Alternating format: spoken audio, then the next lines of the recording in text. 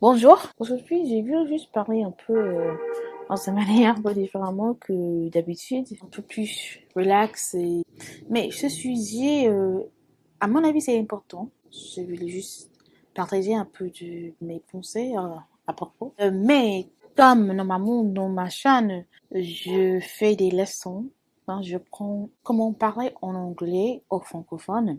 Alors, comme normalement je fais ça, je vais parler un peu en anglais aussi, mais je vais expliquer les expressions et tout ça que j'utilise. Oui, on va parler à propos de, on peut dire, language bias. Language bias. C'est pas vraiment le mot en français, mais c'est quand quelqu'un te préjuge, quand tu es préjugé à cause de ton accent ou à cause du fait que tu parles pas anglais ou une langue nativement.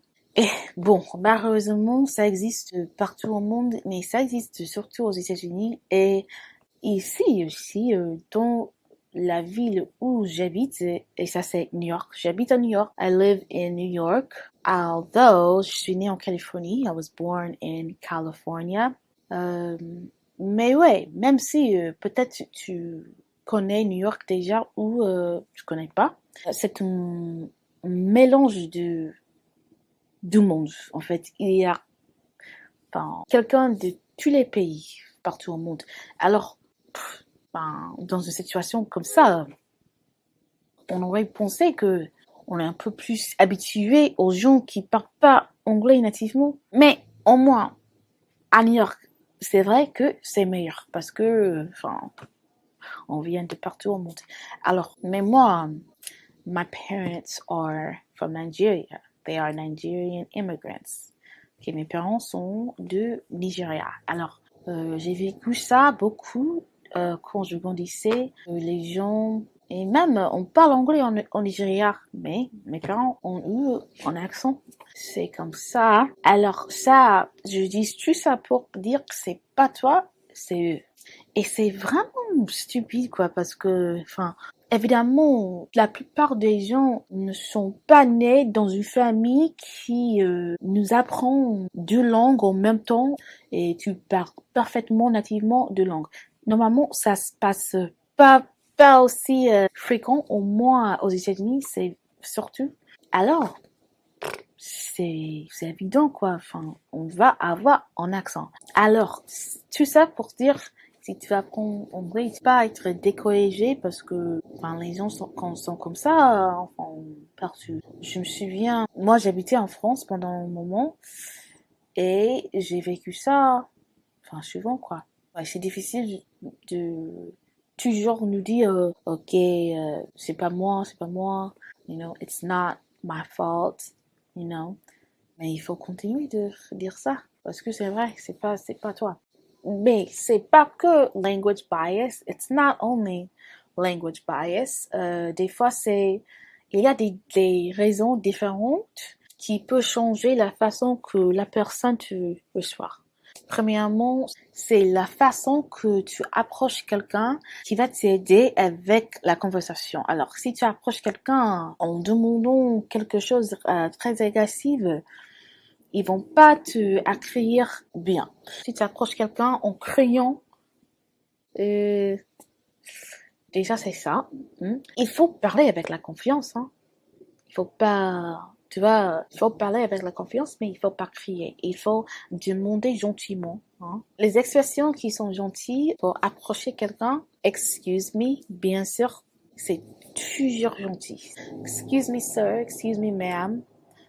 Could you help me with this? Ça, c'est gentil. Une autre chose, et je crois que c'est particulier à New York, les gens à New York sont pressés.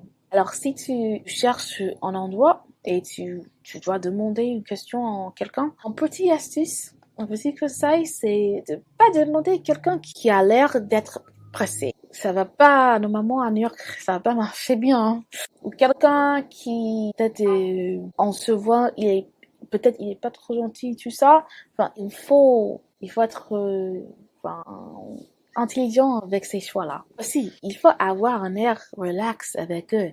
Même si tu es un peu timide, même si tu es un peu nerveuse, Parce que les gens à New York sont, même s'ils sont pressés, ils sont plutôt relax. Si tu, how do you say match?